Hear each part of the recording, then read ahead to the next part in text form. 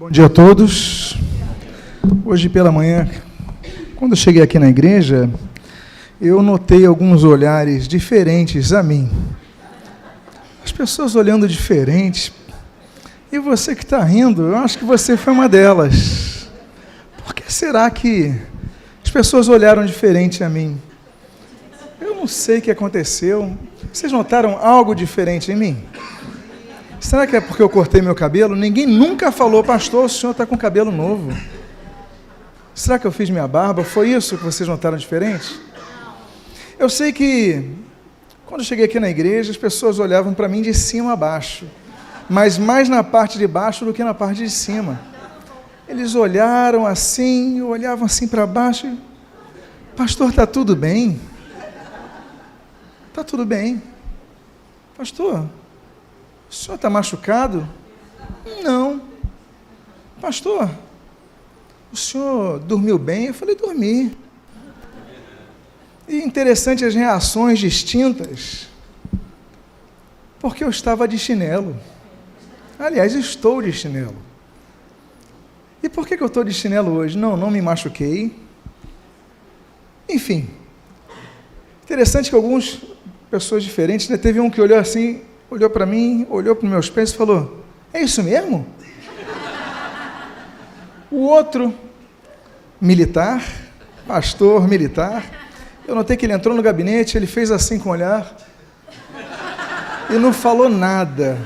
Eu falei, bom, deve ser uma praxe militar, né? Está com o comandante, não vou falar nada, mas eu senti o olhar dele e ele querendo falar alguma coisa, ele se segurando, ele está se segurando até agora para falar. E lá, aí quando ele estava assim, eu falei, então tá bom, eu cruzei minhas pernas para ficar com o chinelo mais à mostra dele. E ele quase chorando, querendo falar alguma coisa, mas esse é um militar que fica muito limitado ao seu quadro, enfim, não ultrapassando. Por que eu vim de chinelo hoje? Eu quero que coloque a mensagem dessa manhã, que nós vamos tratar sobre isso, sobre os pés. E o título da mensagem é, que sapatos usar? Saiba como escolhê-los. Há uma dinâmica muito interessante da diferença de homens e mulheres. Os homens e as mulheres são diferentes, não apenas na sua compleição física, na sua estrutura, na questão fenótipa também, né? Mas muitas outras questões. Eu estava lendo uma vez, super interessante, uma revista que eu assinava, de uma universidade de Gênova, que estava falando da diferença em relação ao cérebro humano, principalmente na área do hipocampo, né?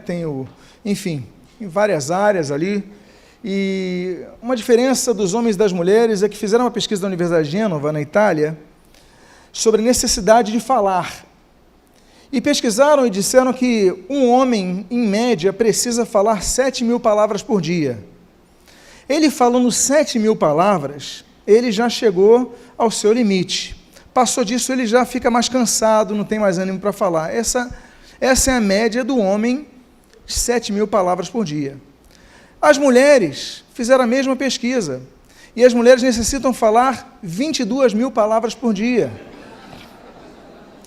Então, há uma diferença muito grande, é por isso que muitas vezes, há casos que a gente recebe em gabinete, mas meu marido não fala comigo, ele chega em casa e não quer falar comigo, ele tem alguma coisa errada comigo, já começa a pensar em 1.000 coisas, quando na verdade ele já gastou as 7.000 palavras e ela ainda tem mais umas 10.000 para falar, porque são diferenças. Agora, isso eu entendo dessa estrutura, o que eu não entendo é como as mulheres gostam de ficar olhando vitrine de sapatos ou de bolsas. Eu não entendo. Param, olha, ficam ali sapatos. Irmã, você é assim? Confessa. Quem gosta de um sapato? Então tá bom. Os homens não ligam tanto para isso. Muito interessante essa diferença. Amanhã de hoje vamos falar sobre sapatos, vamos falar sobre calçados, vamos falar sobre os pés. E eu queria, então, convidá-lo a que você caminhe nessa jornada comigo, nessa mensagem, nessa reflexão desta manhã, e convido a que você abra a sua Bíblia no livro de Êxodo, capítulo de número 3. Êxodo, capítulo de número 3. E eu gostaria de começar lendo o versículo número 4 e o 5. Êxodo 3, de 4 a 5. Se você desejar colocar-se de pé para fazermos a leitura inicial, diz a Bíblia: vendo o Senhor que ele se voltava para ver, Deus, no meio da sarça, o chamou e disse: Moisés, Moisés. Ele respondeu: eis-me aqui. Deus continuou: não te chegues para cá. Tira a sandália dos pés, porque o lugar em que estás é terra santa. Oremos. Pai amado, lemos a tua santa e preciosa palavra e pedimos: Deus, fala conosco nesta manhã. Abençoa a nossa vida, fortalece a nossa fé, e o que nós pedimos, nós fazemos agradecidos em nome de Jesus. Amém e amém. Podem sentar-se. É muito interessante a questão cultural, não é verdade? Porque vir de chinelo para a igreja quase escandaliza alguns irmãos. Aí a gente se lembra de João capítulo 8, capítulo 1, versículo 27, quando João Batista diz: olha, eu não sou digno de desatar as fivelas da sua sandália. Jesus andava de sandália. Porque é uma questão cultural, não se usava sapato em Israel naquela época, eram sandálias, eram uma outra formatação cultural, assim como se usava calça, por exemplo, naquela época. Eu lembro que fui pregar uma igreja em Nova Jersey, e uma igreja metodista. O pastor já está com o Senhor, um pastor muito querido, muito agradável, mas ele tinha uma dinâmica muito interessante. Quando eu cheguei lá, ele falou: pastor, não repara não, mas aqui no púlpito a gente não sobe com sapato, o senhor vai ter que tirar os sapatos. E eu preguei então descalço naquela noite ali. Estava um frio, estava aquela neve, aquele peso. Aí eu fiquei com aquela meia, mas aquela meia que não deu conta. Falei: meu Deus, como um sapato protege os pés, não é verdade? Porque os pés são a base do corpo. Nós precisamos dos pés para que deem sustento ao nosso corpo. Graças aos pés nós nos sustentamos e graças aos pés nós nos locomovemos sem sentir dor, porque ele esparça a distribuição do peso do corpo. Aliás, os pés carregam todo o peso do corpo. Os pés têm uma dinâmica tão interessante que, se você notar, existem 20 músculos específicos para os pés. Tem 20 músculos, só estão nos pés para que possam, então, distribuir todo esse peso. Os pés têm 26 ossos. São divididos basicamente em 3, né? Tarso, metatarso e dedos. E essa distribuição é muito interessante porque faz com que muitas vezes não sintamos muito. Agora, muitas vezes sentimos dor nos pés. E muitas vezes a dor nos pés não é por causa do pé, é da má distribuição do peso, é da forma de andar diferente. Eu lembro quando comprei uma bicicleta, fui fazer um teste na bicicleta, e a pessoa que trabalha com bicicleta falou assim: olha, você vai ter problema, vai ter um problema se continuar andando assim. Por quê? Porque eu colocava meus pés e andava com meus pés um pouco para o lado no pedal. Ele falou: não, o pé tem que ser reto, senão você vai ter problema. A bicicleta, ao invés de se tornar algo produtivo para você, que traga saúde, vai tirar a saúde de você. Os pés têm que ficar retos. E a gente vai aprendendo isso com a vida, na verdade. Sapatos, pés, muito interessante. Eu falei de Jesus, usava sandália. E no Antigo Egito as pessoas não tinham sandália, ainda não havia um desenvolvimento do couro muito grande, que isso daí vai ser desenvolvido na Mesopotâmia, os primeiros sapatos de couro. No Egito as pessoas usavam papiro, interessante, ou folha de palmeira, para abraçar os pés, e caminhavam assim. Na Grécia começa a haver uma moda dos sapatos, e os sapatos vão começar a ganhar formas e cores. Tanto é que na Grécia existem alguns registros, algumas pinturas, que os sapatos são diferentes do direito e do esquerdo, porque era moda. Os sapatos tramitam nas modas, até que começam os sapatos a indicar status sociais. Na antiga Roma, nós temos, por exemplo, os senadores, os soldados e os cônsules com sapatos diferentes. Os soldados, por exemplo, aquela mini botinha, né, amarrada. Nós tínhamos também os senadores, os sapatos deles tinham que ser marrons, com 4 fitas pretas. Você olhava as 4 fitas pretas e falava: isso daí é um senador. Mas os cônsules, eles começam a usar uma cor diferente, branco. O sapato dos cônsules eram brancos. Por quê? O consulado, ele procurava e visava o quê? Entre os povos, o quê? A paz entre os povos. Era um cônsul. Então, o calçado dele tinha que estar limpo. Ele trocava mais de calçado, porque sujava mais. Mas aí nós começamos a ver toda essa questão, mas sapato era algo muito caro, era um item muito caro, dava muito status. Até que um homem chamado Thomas Sainz, isso daí já tem muito tempo, 1790, ele inventa a máquina de costura. Quando ele inventa a máquina de costura, aí começa a vir uma produção muito grande de sapatos, mas geralmente sapatos de couro. Ainda são muito caros, ainda tem uma dinâmica de distribuição muito limitada e de produção também. E se eu falei em 1790, aí tudo é revolucionado quando um homem chamado Charles Goodyear, e quando eu falo de Goodyear, você lembra de quê? De pneu. Então, esse homem, ele cria a chamada vulcanização. É um sistema que ele pega o plástico e faz com que o plástico, então, consiga aguentar o calor e manter a sua forma. Então, nesse processo de vulcanização, ele não cria apenas o pneu do carro, ele não cria uma nova estrutura para locomoção motorizada, digamos assim, mas ele também cria a indústria dos sapatos com plástico, e aí a borracha, e aí todo um elemento que é pronto, massifica de vez. E nós temos os sapatos, nós temos a proteção de nossos pés.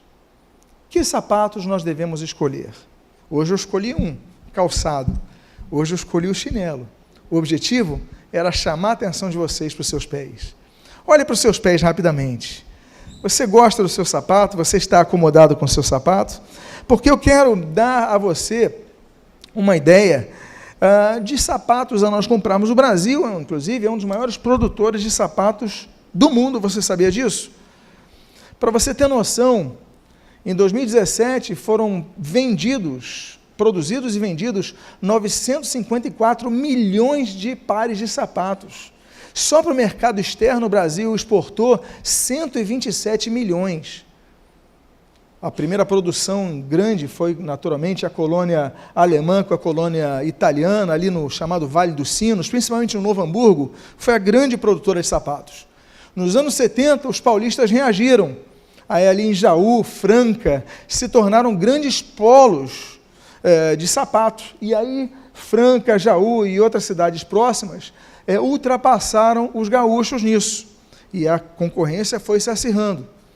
E até que o ano retrasado, nós tivemos pela primeira vez, saindo do Sudeste e do Sul, a produção de sapatos numa nova área de produção de sapatos. Qual é a área? Ceará e Paraíba. Hoje, os maiores produtores de sapatos não estão mais em Franca, nem em Novo Hamburgo, estão no Ceará e na Paraíba. Se investiu ali, um transporte mais rápido para os Estados Unidos, mais rápido para a Europa, mais barato, custo menor. Então, começou, e o Brasil, então, é um grande produtor de sapatos. Não decaiu o Sul, não decaiu, só se somou, e as vendas estão amplificadas. Temos opções de sapatos, temos opções baratas de sapatos. Agora, que sapatos nós devemos escolher? Eu quero convidar a você a que você possa optar por alguns sapatos que a Bíblia apresenta, alguns calçados que a Bíblia apresenta. E o primeiro tipo de sapatos é o sapato que nos tornam mais bonitos. Quem quer ficar mais bonito? Quem quer ficar mais belo? Olha o que diz a Bíblia nesse primeiro tipo de sapato, que o sapato que nos torna mais belos. Romanos capítulo 10, versículo número 13 a 15, a Bíblia diz assim: porque todo aquele que invocar o nome do Senhor será salvo. Como, porém, invocarão aquele em quem não creram? E como crerão naquele de quem nada ouviram? E como ouvirão se não há quem pregue? E como pregarão se não forem enviados? Agora veja o que ele finaliza dizendo: como está escrito, quão formosos são os pés dos que anunciam coisas o quê? Dos que anunciam coisas boas. Dos que anunciam coisas boas. Um pé bem calçado melhora o seu visual, não melhora? Você não acha isso? Assim como fica estranho, eu coloquei esse paletó de propósito, uma calça social, para trazer um contraste maior com o chinelo, não soa bem, não ficou bem, ficou diferente, mas um bom sapato realça. A Bíblia valoriza a beleza. Eu não sei se você gosta de filosofia, mas a filosofia valoriza a estética. não apenas a epistemologia, mas a estética é valorizada pela filosofia.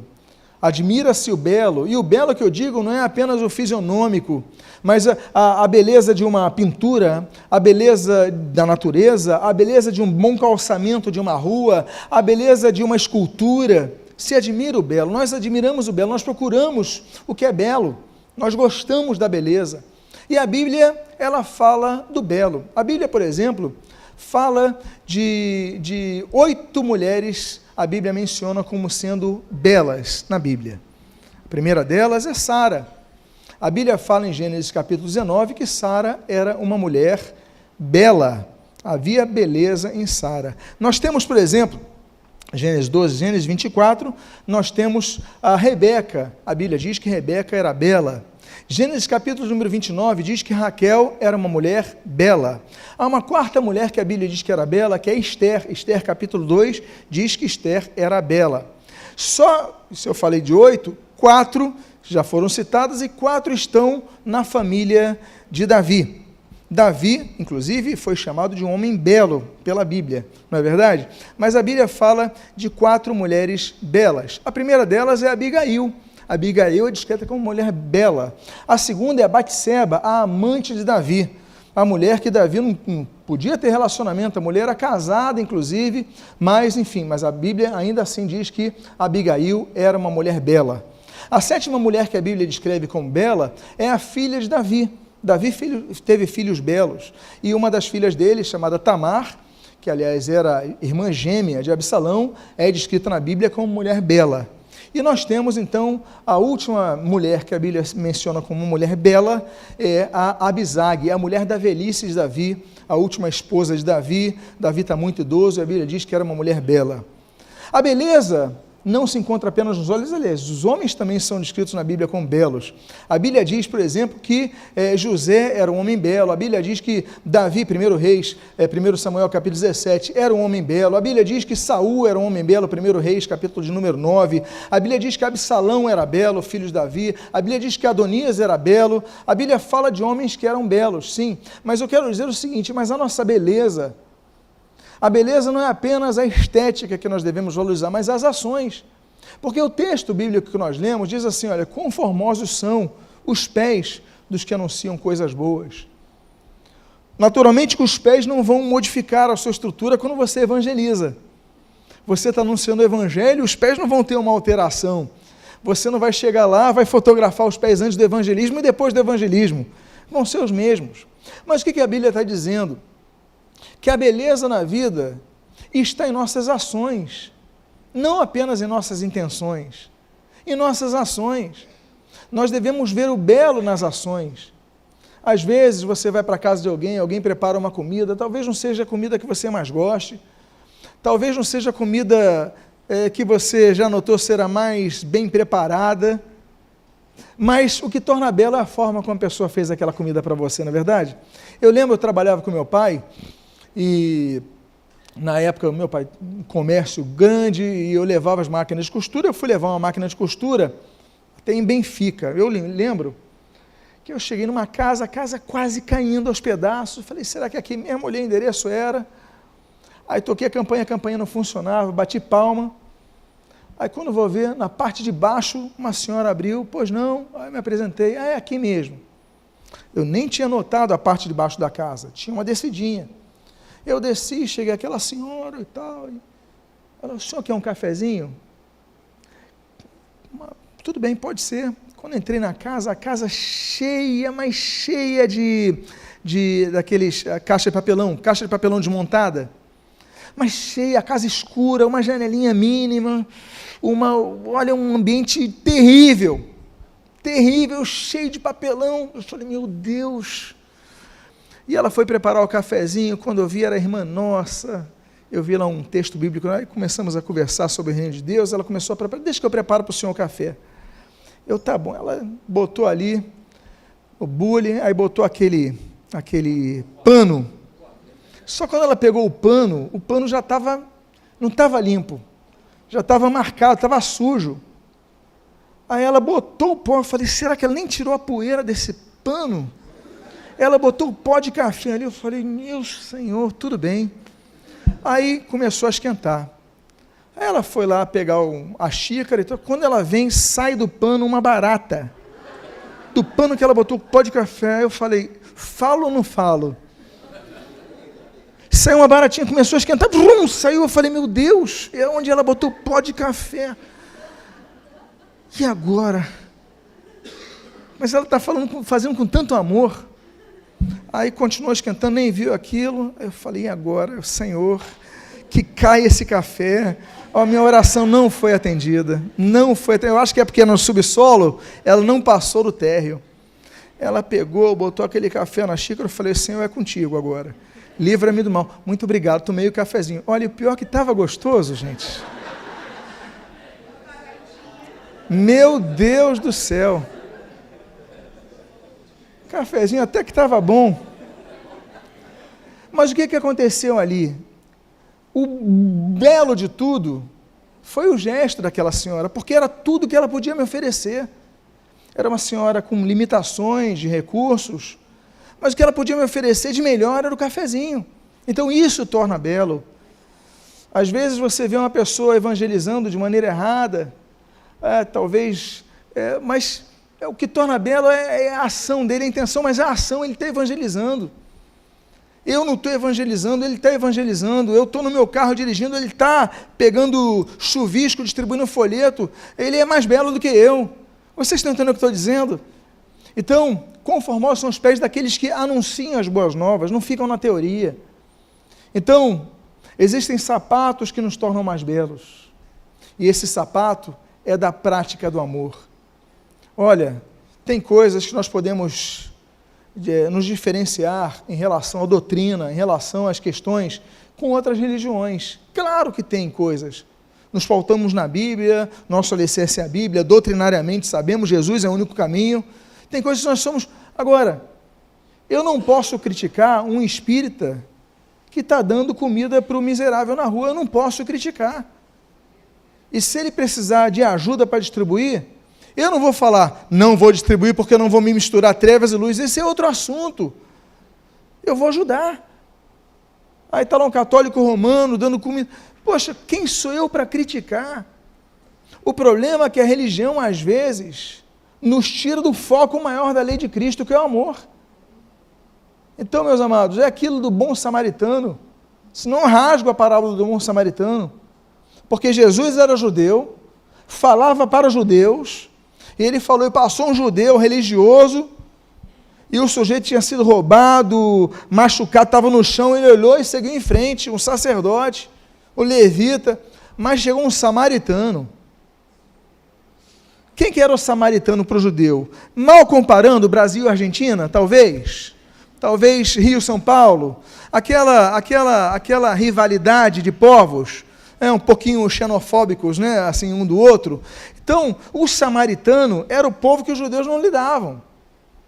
Aí Jesus falou, olha, eu sou judeu, vocês são judeus, e um judeu dos nossos, que era levita, passou, não quis saber. O outro, não quis nem saber, mas passou um samaritano, passou um paulista, passou um argentino, e chegou e cuidou dele, e pagou a hospedaria para ele, e ajudou ele. Olha a beleza da coisa.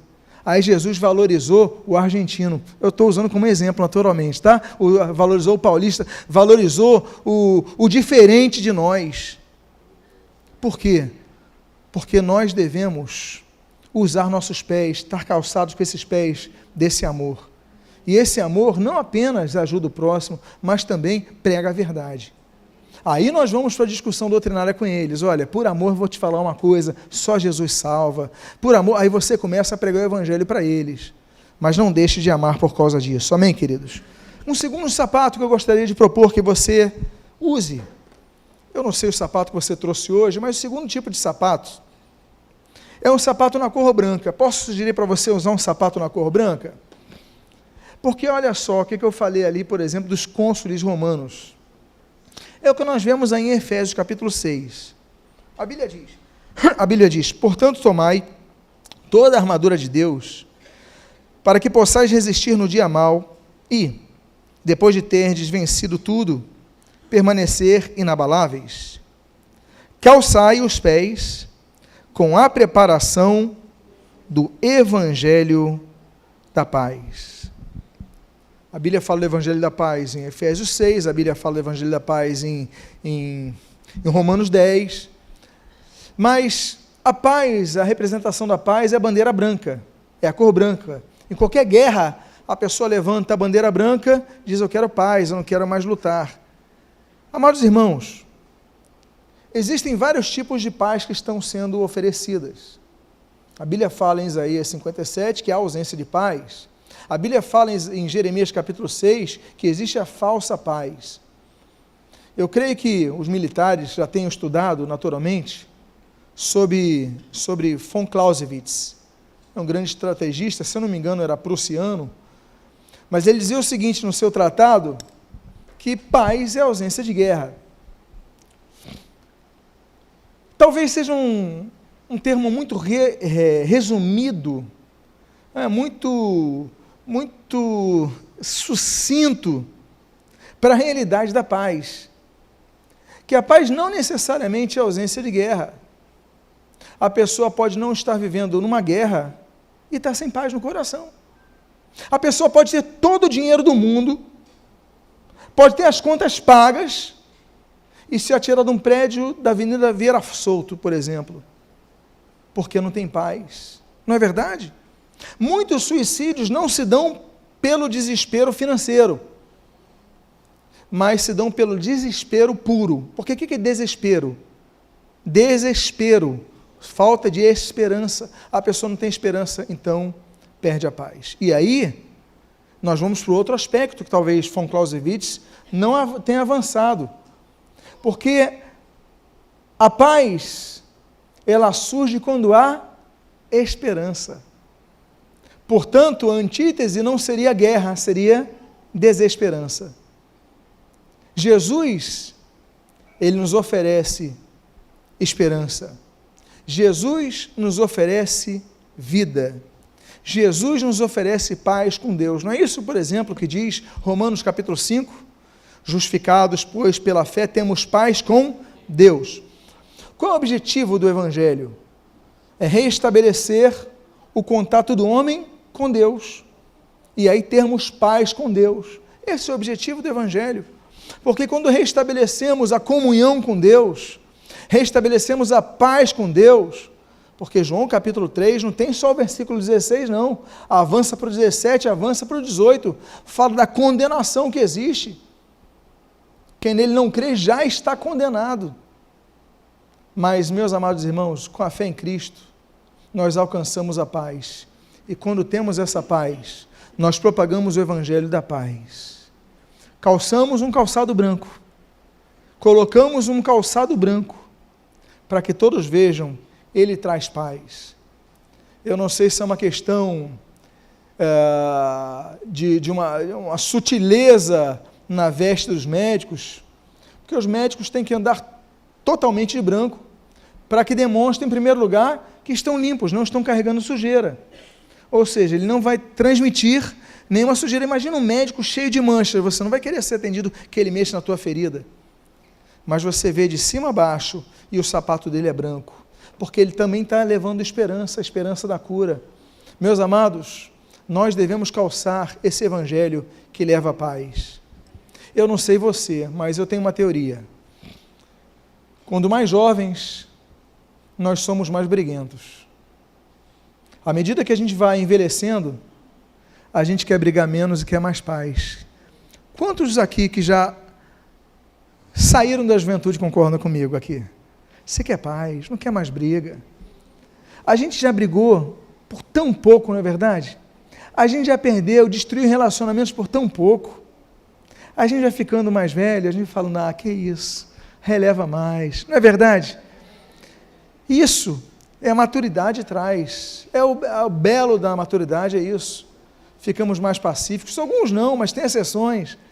Mas o fato é que todo aquele que se veste com a roupa do Evangelho tem que calçar o Evangelho, que é o Evangelho da paz. Então eu te proponho um sapato branco, o sapato da paz. Há um terceiro tipo de sapato que eu gostaria de lhe propor, para que você use. É o que nós lemos em Atos capítulo número 22, versículo 3. A Bíblia diz: eu sou judeu, nasci em Tarso da Cilícia, lá na Turquia, mas criei-me nesta cidade, e aqui fui instruído aos pés de Gamaliel, segundo a exatidão da lei de nossos antepassados, sendo zeloso para com Deus, assim como todos vós o sois no dia de hoje. Ele foi instruído, o que diz o texto aqui? Aos o quê? Pés de Gamaliel. Aos pés de Gamaliel. Estar aos pés, na cultura judaica, que é o contexto dessa leitura, significa estar numa posição de aprendiz. Existem dinâmicas diferentes. Por exemplo, na antiga Grécia, os professores caminhavam com os alunos. Você vê o professor andando, ensinando, e os alunos vão seguindo. Na cultura judaica, os alunos se assentavam aos pés dele. Ele usa não apenas essa linguagem de estar aos pés, mas ele usa inclusive um nome muito respeitado, Gamaliel. Olha, eu aprendi com o maior dos mestres. Eu aprendi com Gamaliel, aos pés dele. E nós aprendemos, então, estar do lado dos pés é estar numa posição de desejar aprender, porque nós precisamos aprender. Deuteronômio capítulo 5, por exemplo, diz que nós devemos aprender o temor ao Senhor. Não é isso que nós falamos no domingo anterior, quando falamos da instrução dos pais aos filhos? Provérbios 22, 26. Ensina a criança no caminho que deve andar, e quando ela se tornar velha, não se desviará dele. Lembra qual foi o termo que nós usamos em hebraico? Hanak, que significa? O que é ensinar? Nesse texto de Provérbios 22, é treinar. Treina a criança no caminho que deve andar, ou seja, gastar tempo, é errar, tentar de novo, errar, tentar de novo, errar, tentar de novo. Então nós aprendemos isso, a ensinar o temor aos filhos, a ensinar o temor às pessoas, aos amigos, a temer a Deus. Aí nós aprendemos, capítulo seguinte, Deuteronômio capítulo número 6, nós aprendemos a ensinar a palavra de Deus àqueles que estão ao nosso redor. Ensina a Bíblia, ensina a palavra de Deus, porque nós temos que aprender as coisas. Nós devemos aprender, por exemplo, a buscar a paz, Isaías capítulo 1. Nós devemos aprender, o Senhor Jesus nos ensina tantas coisas, não é verdade? Tantas coisas o Senhor Jesus nos ensina. Por exemplo, nós temos ali a misericórdia, capítulo 9 de Mateus. Jesus nos ensina a sermos misericordiosos. Aí você vai porque isso se aprende. Às vezes você não é misericordioso, não procura ter um sentimento de misericórdia, o sentimento do coração da pessoa, você é insensível. Nós devemos aprender a misericórdia, porque Ele falou para nós aprendermos. Ele falou no capítulo de número 11 de Mateus, Ele falou assim, que nós devemos aprender duas coisas com Ele, olha. Ele falou, vocês devem ser, como eu, mansos e humildes. Não é isso que Ele fala? Que nós devemos ser mansos e humildes de coração como Ele, para que tenhamos paz, para que tenhamos tranquilidade interior, para que a gente tenha essa felicidade. Nós devemos aprender a mansidão, porque nem sempre a gente é manso. A gente reage. Nós devemos então ter o domínio próprio, aprender a ser manso. Eu, você, cada um de nós. Manso e humilde de coração. Porque muitas vezes nós ficamos arrogantes. Um título nos torna arrogantes, muitas vezes. Uma posição na empresa te torna uma pessoa diferente. Uma promoção faz com que você olhe os outros de maneira diferente. Meus amados, devemos ser como Jesus, o Rei da Glória, andou entre as pessoas, comia com os publicanos, comia com as pessoas simples. Devemos aprender essa humildade. Claro, cada um tem um jeito, tem um temperamento, mas uma coisa nós não podemos perder, é a humildade, porque Ele falou, olhem para mim, aliás, Ele fala sobre isso, em João capítulo 13, o Senhor Jesus fala assim, olhem para mim e façam o que eu faço, olhem para o exemplo que vos dei para que vocês façam. É isso que Ele fala em João 13, então nós devemos aprender essas coisas. E um dos objetivos que nós temos, ao virmos ao culto, depois do objetivo principal, porque você não vem assistir um culto, você vem prestar um culto, há diferença. Eu vou lá assistir um culto, está errado. Você não vai assistir culto, você não está como convidado especial, não, você vai prestar um culto a Deus, a gente vem para prestar culto. Então, o objetivo principal é adorar a Deus. em comunhão com os santos. Agora, dentre os tantos benefícios que nós temos nessa comunhão com os santos, existe o momento da ministração da palavra, quando nós recebemos o alimento, a direção de Deus, não é verdade? É o que está acontecendo agora. É o que acontece em cada ministração da palavra, em cada vez que a palavra de Deus é aberta, é lida e é pregada. Então nós estamos aqui para aprender. Senhor, que eu possa calçar esses pés da humildade de querer aprender. A humildade. Amados irmãos, um cargo não pode tirar de nós o desejo de aprender. Procure aprender sempre. Esse calçado, todos nós devemos calçar. Quantos estão dispostos a usar esse calçado? Digo amém. Vamos a um quarto tipo de calçado. Eu quero falar de 7 tipos de calçados nessa manhã. E o quarto tipo de calçado se encontra em Jó capítulo 23, versículo de número 11. A Bíblia diz: os meus pés seguiram as suas pisadas, guardei o seu caminho e não me desviei dele. Os meus pés seguiram as suas pisadas. Existe o caminho do ímpio, como você conhece ali do Salmo de número 1. Existe o caminho do tolo, que você conhece em Provérbios capítulo 12. Existe o caminho do justo, que a Bíblia menciona em 2 Pedro capítulo 2.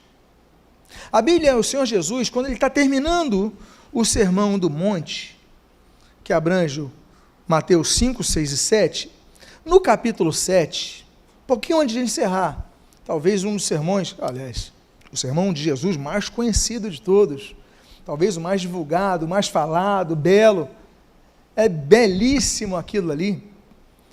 Inclusive é um sermão que Jesus prega sentado. A gente está falando de questões culturais, né? O pregador prega em pé, a Bíblia diz que assentando-se começou a falar. Ou seja, o sermão do monte, Jesus começa a falar. Bom, quando você fala, e ali nós vamos estar em Israel daqui a 3 semanas, aí lá a gente vai subir no monte das Bem-aventuranças. Eu vou falar, Jesus não falou aqui de cima não, ele falou lá de baixo. Por que ele falou lá de baixo?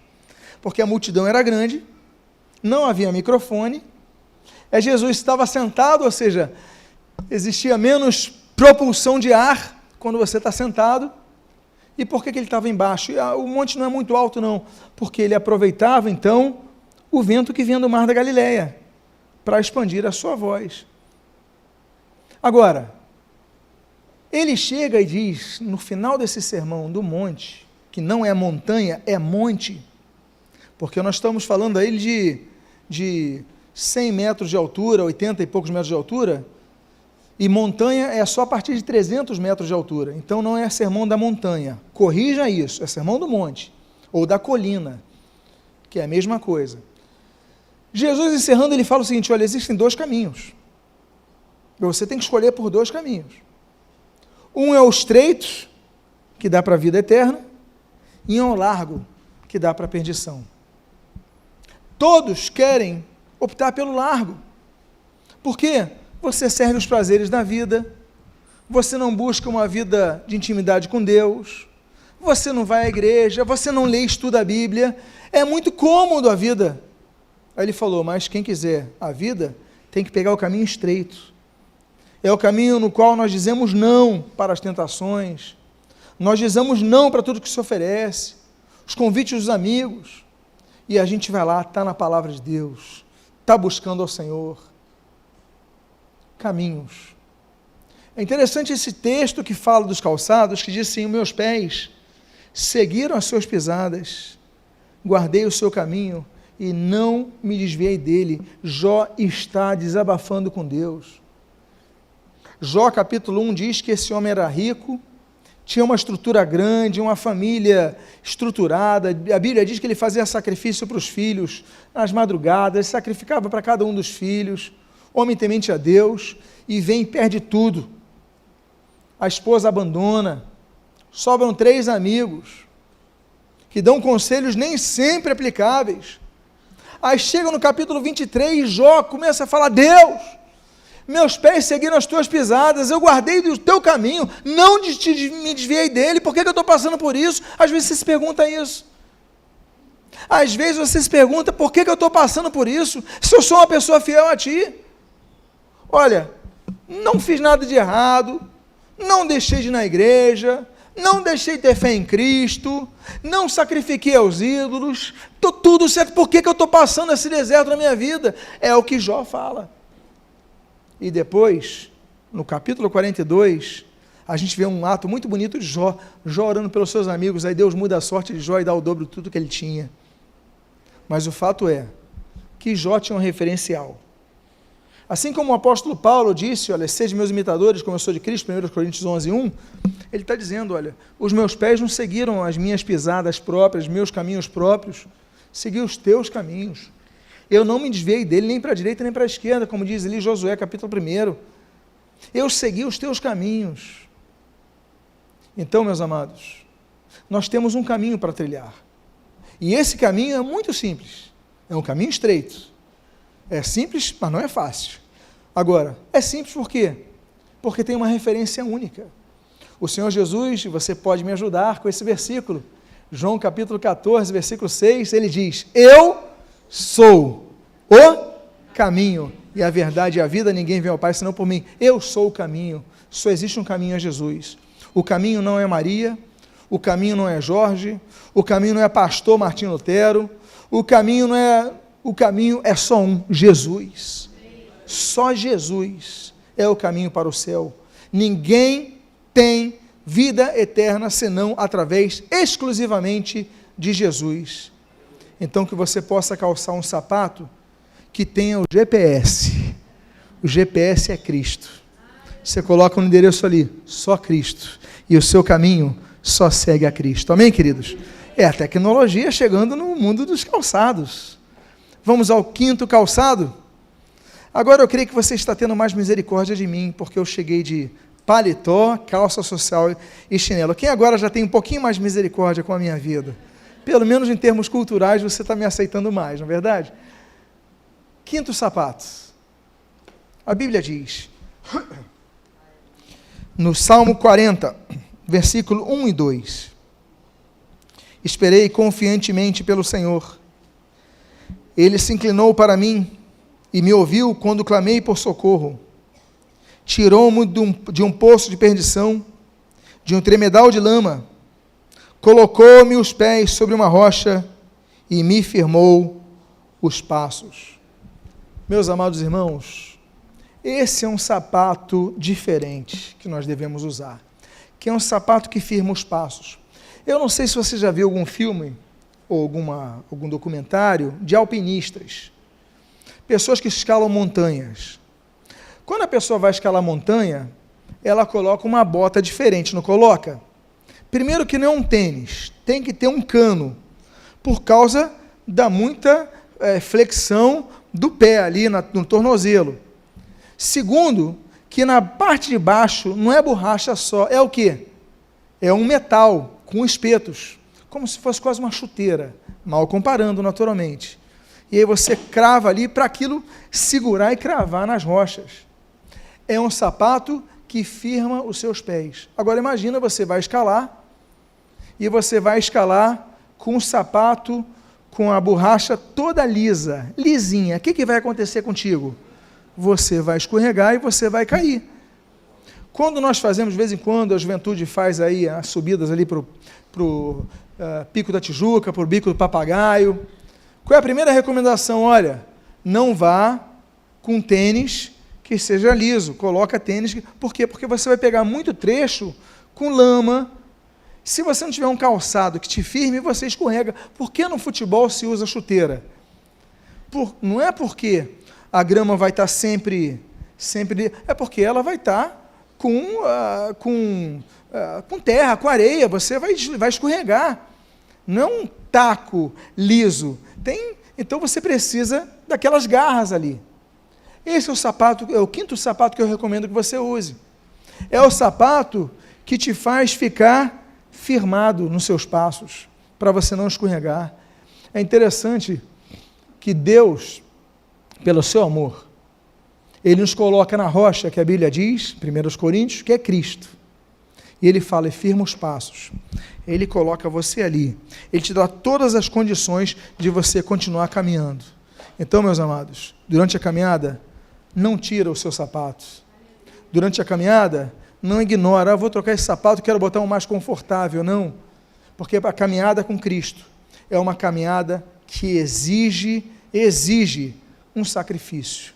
Não falo um sacrifício salvífico, que é só o da cruz do Calvário, mas eu falo que exige que você diga não para certas coisas, não para os seus desejos, não para coisas que se te ofereçam, mas que você possa estar firmado na rocha, para que você não caia. Amém, queridos? O sexto e penúltimo calçado que eu gostaria de compartilhar com vocês está no capítulo de número 13 de João, que eu já citei inclusive. É um outro sapato. Diz ali João capítulo 13, versículo 4 a 10. Levantou-se da ceia, tirou a vestimenta de cima e, tomando uma toalha, cingiu-se com ela. Depois deitou água na bacia e passou a lavar os pés aos discípulos e a enxugar-los com a toalha com que estava cingido. Aproximou-se, pois, de Simão Pedro, e este lhe disse: Senhor, tu me lavas os pés a mim? Respondeu-lhe Jesus: o que eu faço não sabes agora, compreendê-lo-ás depois. Disse-lhe Pedro: nunca me lavarás os pés. Respondeu-lhe Jesus: se eu não te lavar, não tens parte comigo. Então Pedro lhe pediu: Senhor, não somente os pés, mas as mãos e a cabeça. Eu acho engraçada essa cena, porque ele foi ali bem humorado. Declarou-lhe Jesus: quem já se banhou não necessita de lavar senão os pés. Quanto ao mais, está todo limpo. Ora, vós estáis limpos, mas não todos. Vós estáis limpos, mas não todos. É interessante que Jesus parece que não estava com senso de humor nesse dia. Porque ele fala: Pedro, vou lavar teus pés. Aí Pedro fala: não, o senhor não vai lavar meu pé? O senhor é o Senhor, Cristo. Aí ele falou: se eu não te lavar, tu não tem parte comigo. Aí Pedro levou na brincadeira: então tá bom, lava não só meus pés, lava a cabeça, lava, talvez tenha dado uma risada. Aí ele falou: olha, quem já está ali, dá uma bronca no sujeito. O que Jesus queria dizer é o seguinte: que você pode estar todo lavado, mas os seus pés podem entrar poeira, porque você usa sandália. As pessoas usavam sandália, então botavam óleo na cabeça, se perfumavam, botavam uma túnica bonita, uma roupa bonita, mas por estarem de sandálias e andarem no barro e andarem na areia, as poeiras entravam. Existem duas questões que nós devemos compreender sobre santificação: o ato e o estado. Nós, quando nos convertemos, entramos no estado de santificação, nos tornamos santos. A Bíblia nos ordena: olha, sede santos como eu sou santo. Sem santidade, ninguém verá o Senhor. Portanto, devemos ser santos. Estado: Jesus nos transformou, Jesus nos lavou, Jesus nos purificou de todo pecado, não é isso? Nos lavou, nos remiu. Agora, existe o ato do pecado. Então, se por um lado, nossos pés, a gente tira a lama que estava grudada, a sujeira, tudo, o teu pé já não está imundo, está tudo limpinho, mas quando nós andamos, a poeira vai entrando no meio dos dedos. E qual é o problema? A poeira vai entrando e essa poeira vai crescendo. E se não ficarmos limpando o ato, toda hora nossos pés, daqui a pouco nossos pés estarão escuros de novo com aquele barro. Por isso nós devemos lavar sempre os pés. Lavar os pés no mundo antigo, especialmente aí no contexto de Israel, era uma forma muito comum que havia, inclusive entre os romanos. Quando você chegava na casa de alguém, tinha um escravo que a função dele era lavar os pés das pessoas que entravam. Era a função dele. Alguém entrava, ele chegava e lavava os pés. Lavava os pés. Em Israel não era diferente. Aí você vê, por exemplo, Gênesis 18, Abraão com os 2 anjos. Gênesis 19, Ló com os 2 anjos que vão destruir Sodoma e Gomorra, lavando os pés. Olha que coisa bonita. Os levitas, Levítico capítulo número 6 diz que os sacerdotes não podiam oficiar no altar se não se lavassem antes. Aí você vai em Israel, você vê aquelas mikvete, aqueles tanques batismais, que as pessoas tinham que tomar banho antes de entrar no templo. As pessoas mergulhavam, tomavam banho. A seita dos essênios, quem for ali, um dia puder visitar ali, naquela região do Mar Morto, Massada, Qumran, a seita dos essênios, eles se batizavam todos os dias, 3 vezes. Alguns batizavam os talheres que iam comer, porque a comida é santa, a comida Deus deu para nós. Então eles lavavam e batizavam os talheres. É o cuidado com a limpeza. Mas Jesus falou, olha, nós devemos cuidar, porque se a gente já está limpo, se a gente já tomou banho, a gente agora tem que cuidar com as pequenas sujeiras que vão entrando entre os dedos. Então você se converteu a Cristo, você foi batizado nas águas, você vai na igreja, você participa do culto, louva ao Senhor, ouve a palavra, estuda a palavra, mas você tem que ter cuidado com as poeirinhas que vão entrando todo dia, você tem que tirar essa poeira. Então, o outro calçado que eu quero te dar é um calçado com autolimpeza, que você toda hora, quando veja o seu pé, esse calçado acenda a luzinha, olha, precisa de uma limpeza, e você possa limpar isso todos os dias, porque aí nós entramos naquilo que 1 João capítulo 1, versículo 9 diz, se confessarmos nossos pecados, Ele é fiel e justo para nos perdoar os pecados, nos purificar de toda impureza, toda imundícia, toda sujeira. Ele nos purifica. Se confessarmos nossos pecados, confesse ao Senhor. E por fim, meus amados irmãos, eu quero recomendar o último sapato. Cadê os maridos que estão presentes aqui? Quantos aqui estão com as suas esposas próximas a você? Olha, fica a dica, compra um sapato de presente para a tua esposa. As esposas dão amém? Amém. Ei, que maravilha! Já vi que as esposas vão agradecer ao Senhor pelo pastor que tem, viu? Os maridos vão orar assim, Senhor, tem misericórdia desse pastor que colocaste na minha vida. Mas por fim, o último calçado, o último sapato que eu gostaria de recomendar que você lesse, é o de Romanos capítulo número 16. É o sapato mais pesado que existe. É pesado. Porque a Bíblia diz assim no versículo 19 e no 20 o seguinte, pois a vossa obediência é conhecida por todos. Por isso me alegro a vosso respeito, e quero que seja sejais sábio para o bem e simples para o mal. E o Deus da paz, em breve, esmagará debaixo dos vossos pés. É debaixo dos pés dele? O que o texto diz? Ele está escrevendo para quem? Para a igreja de Roma, não é isso? Esmagará debaixo dos vossos pés a Satanás, e a graça de nosso Senhor Jesus Cristo seja convosco. Nós temos que ter vitória contra o pecado, Romanos capítulo 6, nós devemos ter vitória contra Satanás, 1 Coríntios capítulo 10, nós devemos ter vitória contra o mundo, Gálatas capítulo 5, nós devemos ter vitória sobre vitória, a vitória vem pelo sangue de Jesus. Mas Colossenses capítulo 1 diz que nós devemos perseverar nessa vitória, na luta para a vitória. O que eu acho interessante é que a Bíblia não traz a altura da maioria dos seus personagens. Alguns nós sabemos, como Golias, como poucos. Mas a gente não sabe a altura de Davi. A gente não sabe a altura, podemos até estimar, ele entrou naquele cesto, quando a Bíblia fala ali em Atos 8, então eu estimo que a altura de Paulo não fosse muito alta, fosse baixa, a gente estima algumas alturas, mas é interessante que o tamanho de Satanás, a gente tem como saber. Qual é o tamanho de Satanás? É o tamanho do teu pé. Olha para o teu pé, porque com o teu pé você vai esmagar Satanás. Então esse calçado você tem que usar, ele é pesado, porque Satanás é forte, ele não é fraco, ele é forte, mas em Cristo nós somos mais fortes, e somos mais do que vencedores, Filipenses capítulo 4, mas a Bíblia diz que, olha, e o Deus da paz, em breve, esmagará debaixo dos vossos pés a Satanás. Então vamos fazer simbolicamente isso? Vamos pisar em Satanás, em nome de Jesus? Em nome de Jesus! Satanás está esmagado, porque essa declaração bíblica, a palavra bíblica, ele não tem poder sobre a sua vida. Fique de pé nesse momento. Você agora está de pé. Olha a frase que eu usei, de pé. em pé. O mais certo é em pé, não é isso? Porque você está em cima do pé. De pé você já o tem. Mas, enfim, são questões semânticas que a língua naturalmente vai absorvendo. Mas que sapatos escolher? A gente terminou com um que é bem pesado, mas que esmaga o nosso adversário.